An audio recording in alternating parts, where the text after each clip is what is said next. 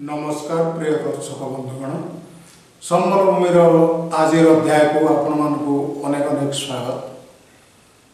आमे रथयात्रा देखा किछि दिन पर प्रभु तो ए अणसर अछंती धीरे धीरे सुस्थ मध्य होई आसुथवा खबर मिलुछि।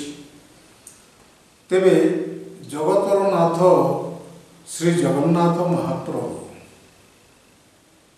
से सबु सहिबे, गाली सहिबे, टाइटापरा सहिबे, किए बाड़े देला सहिबे, किए नात मारिदेला सहिबे, सबु सहियाती किंतु गर्व सही पारती नाही। एमती से गर्व को खर्व करती बोली कथित अछि। दुष्टर निपात करती, अहंकारी एवं गर्वीर संहार करती। तेबे एही परिप्रेक्षी रे आमर राज्यर मुख्यमंत्री श्रीयुक्त मोहन चरण माझी मध्य किछि किछि जगन्नाथंकर भक्ति रे से विभोर होई से भली किछि किछि कार्य करुछ। देखंतु तांकर विभिन्न आंदोलन समय रे किंबा आउ को समय रे तांको लोके केते कथा कहितिबे एवं थाना पुलिस वाले भी तांको कटु कथा कहितिबे, दंड मध्य देतिबे आवश्यक स्थले। किंतु सी जदि प्रतिहिंसा परायण होइथांते तेबे मुख्यमंत्री होई पारि न थांते। मोहन बाबू मुख्यमंत्री हेबा आगरु ए जने थाना अधिकारी तांको एमती आंगुली देखाइकरी नाली आखिरे गुड़ाई कथा कहीगला। मोहन बाबू ताको सही नेले कौन करेंगे, से तो किसी करें नहीं। बीजेडी सरकार बेलर कथा ये सही नहीं गले। तेबे ताकू से कि भली भाव में ग्रहण करिसंती ताहा तो आमे जानूना, किंतु तांकर प्रतिहिंसा परायणता नाही। तेणु सी थाना अधिकारी वर्तमान दंडित है नाहंती, काले केबे दंडित हो पारंती मध्य।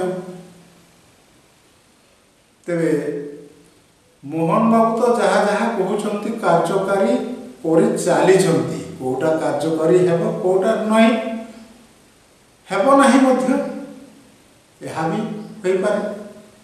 तेबे इतिमध्य भुवनेश्वर ठारे एक संबर्धना सभा आयोजन करा जायतिला। सेठारे बीजेपी रो समस्त केंद्र मंत्री, मुख्यमंत्री, आमर राज्यर मंत्री माने, विधायक माने, सांसद माने समस्त उपस्थित थे। सेठारे मोहन बाबू गोटे भल कथा कहते जे महाप्रभुंकर जो रत्न भंडार खोलिकी रत्न गणित हेब, सब गणा मेल करा रत्न भंडार सब सामग्री को सेठी अच्छी ना महाप्रभुंकर कौ कालर। तो जदि से किछि त्रुटि परिलक्षित हुए किंबा किछि गड़बड़ी आसे तेबे दोषी जीए हेइथाउ ना कहीं ताको पाताल को खोजी बाहर करा जिवो एवं कठोर दंड दिया जिवो। ए कथाटी मुख्यमंत्री से संबर्धना सभा कहले। ए कथा शुणी एवं खबर कागज पढ़ी ଅଗଣିତ ଜଗନ୍ନାଥ ପ୍ରେମୀ ବର୍ତ୍ତମାନ ଭାବ ବିହ୍ୱଳ। ଯାହା ହେଉ ପ୍ରଭୁଙ୍କର ଇଚ୍ଛା ହେଲା, ରତ୍ନ ଭଣ୍ଡାର ଖୋଲିବ, ରତ୍ନ ସବୁ ଗଣିତ ହେବ, ଗଣାଯିବ। ତେବେ ଆମର ପ୍ରିୟ ମୁଖ୍ୟମନ୍ତ୍ରୀ ଯଦି ତାରିଖଟା ଘୋଷଣା କରିଦେଇଥାନ୍ତେ କେବେ ହେବ ଆଉ କେବେ ସେଟା ଗଣତି କରାଯିବ, ରତ୍ନ ଭଣ୍ଡାର ଖୋଲା ଯାଇକରି, ତେବେ ଆହୁରି ଭଲ ହୋଇଥାନ୍ତା। କାରଣ ରଥଯାତ୍ରା ଆସୁଛି, ରଥଯାତ୍ରା ଆସିବା ଆଗରୁ ଯଦି ରତ୍ନ ଭଣ୍ଡାର ଖୋଲିକରି ରତ୍ନ ସବୁ ଗଣତି ହେଇଯାଇଥାନ୍ତା ତେବେ ବହୁତ ଭଲ ହୋଇଥାନ୍ତା।